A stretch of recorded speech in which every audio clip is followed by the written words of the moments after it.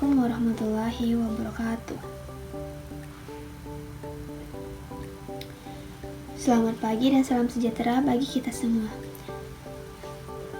Hai semuanya, perkenalkan saya Indina Zahra. Hari ini akan mengajak teman-teman untuk membahas tentang investasi pada instrumen ekuitas. Sebelum itu, saya akan memperkenalkan kelompok saya, yaitu kelompok 10. Ada Patni sama Zeli. Di sini kami bertiga, saya sebagai moderator dan pemateri pertama. Baiklah, sekarang saya akan membaca materi saya, yaitu karakteristik investasi pada instrumen ekuitas. Instrumen ekuitas adalah setiap kontrak yang memberikan hak residual atas aset suatu entitas setelah dikurangi dengan seluruh liabilitasnya. Ini terdapat di PSAK 50 revisi 2014. Berikutnya ada investasi pada instrumen ekuitas mencerminkan kepemilikan atas saham yang diterbitkan oleh entitas lain. Berikutnya ada pihak yang memperoleh kepemilikan saham disebut investor, pihak yang menerbitkan saham disebut investors. Berikutnya ada karakteristik saham. Karakteristik saham ini ada di Undang-Undang Nomor 40 Tahun 2007. Itu menghadiri dan mengeluarkan suara dalam rapat umum pemegang saham, bisa disebut juga disingkat dengan RUPS. Berikutnya ada menerima pembayaran dividen dan sisa kekayaan hasil likuiditas. Berikutnya ada menjalankan hak lainnya berdasarkan undang-undang ini. Berikutnya ada pengaruh signifikan.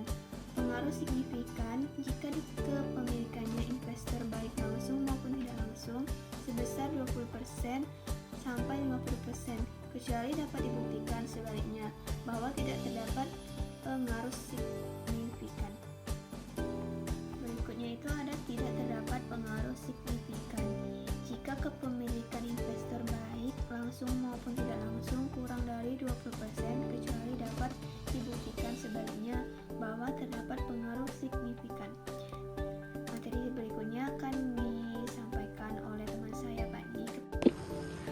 Baiklah, saya Patni Wulandari akan melanjutkan materi yang sudah disampaikan oleh teman saya tadi. Di sini ada metode akuntansi atas investasi. Metode akuntansi atas investasi terbagi menjadi 3. Yang pertama ada metode biaya, yang kedua nilai wajar atau disebut juga file follow, yang ketiga ada metode ekuitas. Yang pertama metode biaya.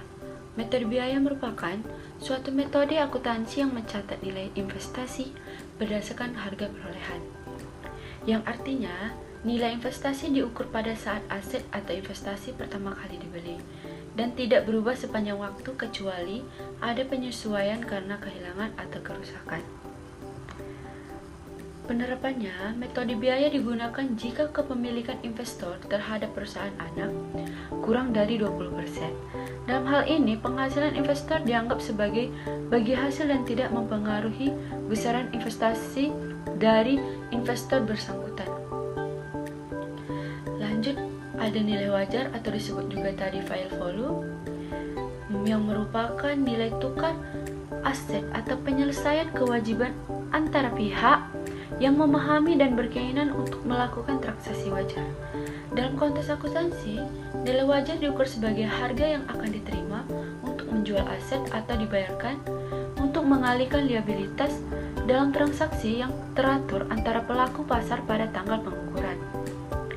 Yang terakhir ada metode ekuitas. Metode ekuitas adalah suatu metode akuntansi yang digunakan untuk mengukur dan mengakui investasi dalam perusahaan anak oleh perusahaan induk, yaitu investor. Metode ekuitas memungkinkan perusahaan induk untuk mengakui laba dan kerugian perusahaan investasi secara langsung, sehingga menghasilkan neraca konsolidasi yang lebih akurat dan realitas. Baiklah, saya Zeli Didi Ayusti akan melanjutkan materi yang telah disampaikan oleh teman saya tadi, yaitu alokasi selisih atas biaya perolehan investasi PSAK 15 tahun revisi 2014. Pada saat perolehan investasi, setiap selisih antara biaya perolehan investasi dengan bagian entitas atas nilai wajar aset liabilitas teridentifikasi dari investasi investor dicatat, yaitu dua bagian. Goodwill diperkenalkan amortisasi.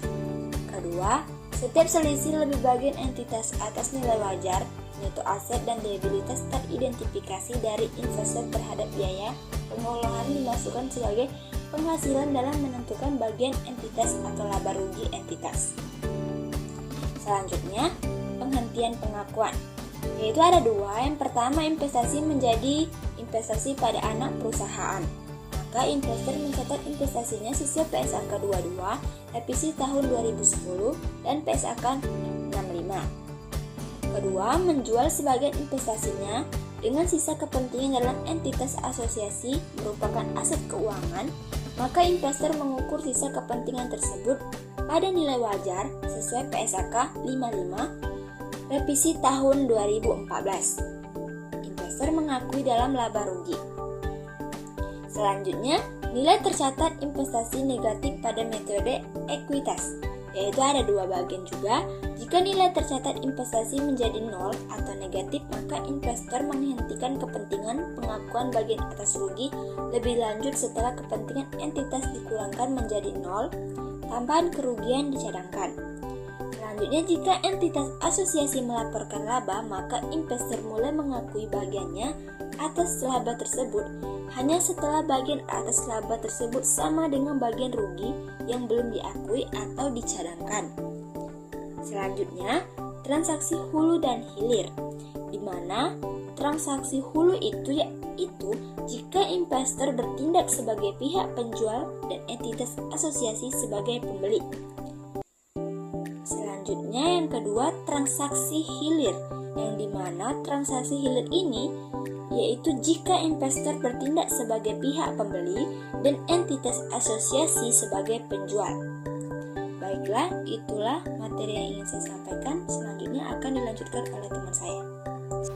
Itulah materi yang dapat kami sampaikan. Jika teman-teman ada yang ingin menambah dari materi kami atau mempertanyakan, sebisanya mungkin kami akan jawab.